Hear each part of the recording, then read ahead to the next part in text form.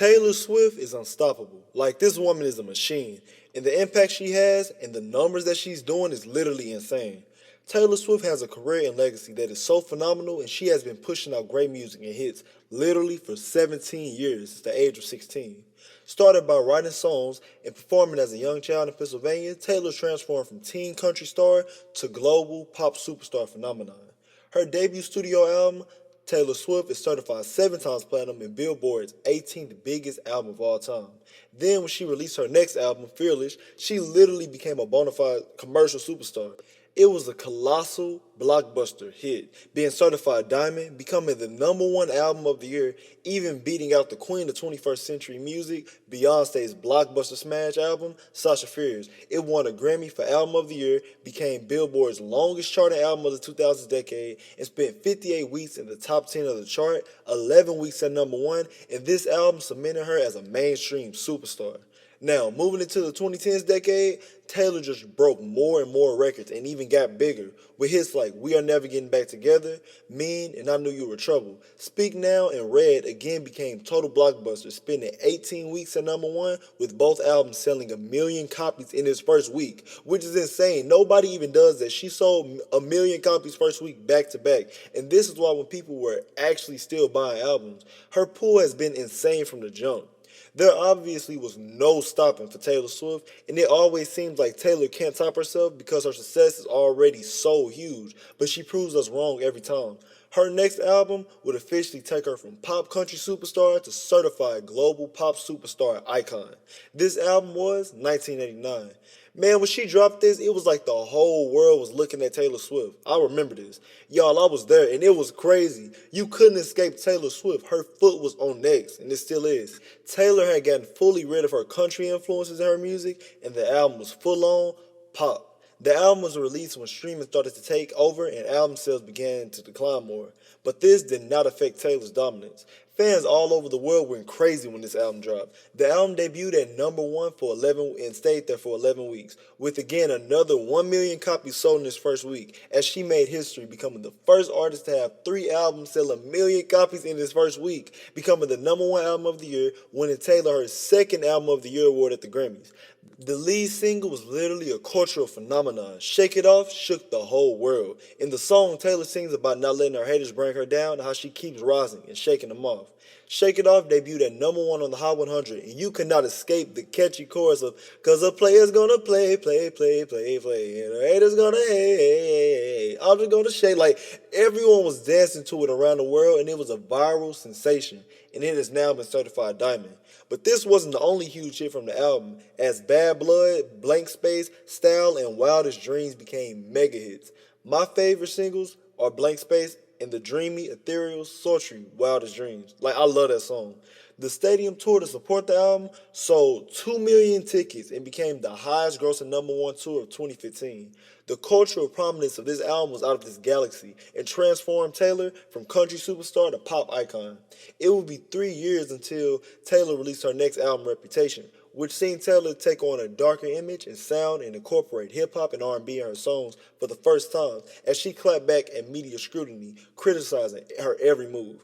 And discussing how fame affects her, it was another blockbuster hit, selling 1 million copies in its first week and becoming the #1 album of the year. Lover was released in 2018 and was deemed a love letter to love and explored emotions such as infatuation, commitment, lust, and heartache, and was the first album after her departure from her record label, Big Machine Records, and discussed LGBT rights and feminism, as the album outsold all of the other 199 albums on the chart combined within its first week. Like, it sold more than every single other album on the chart combined. Like, I don't think y'all get how big that is.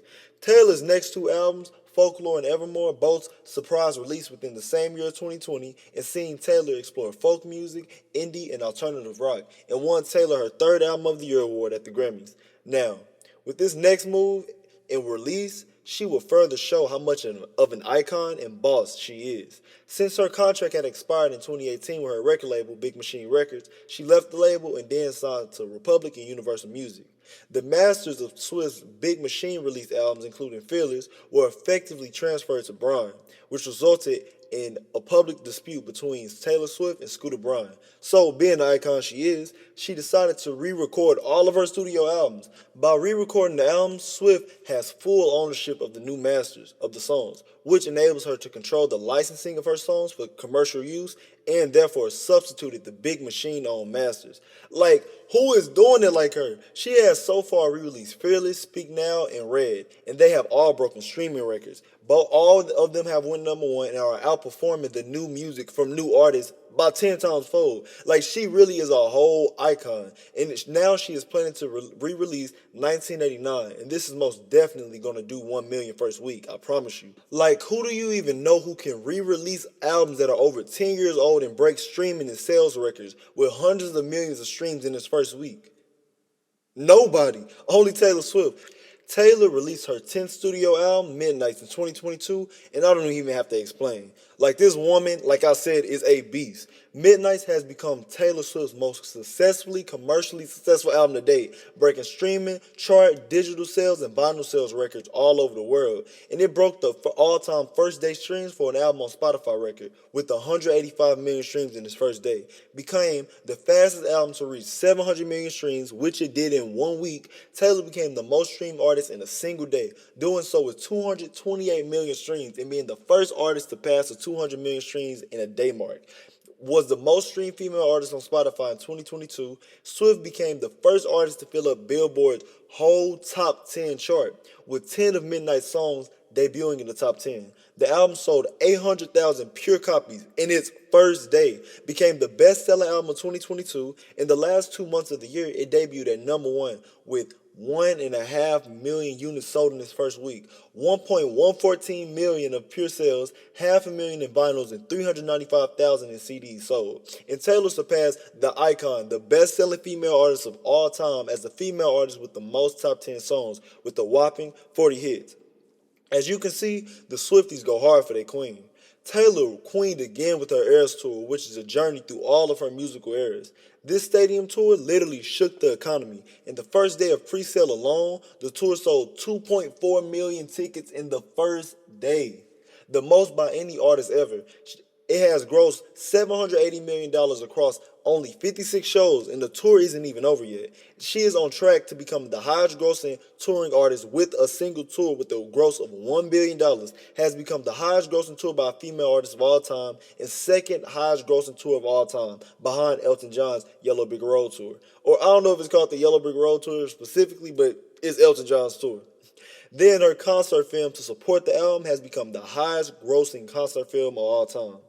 Man, I can go on and on and on about the iconic success of Taylor Swift, but that would literally take like days, even weeks. In conclusion, Taylor Swift has become a pop icon and has built a presence that is so prominent that it has made her unstoppable. No one right now can stop her, like no one. She is #1, and I don't see her slowing down. She is unstoppable. She is Taylor Swift.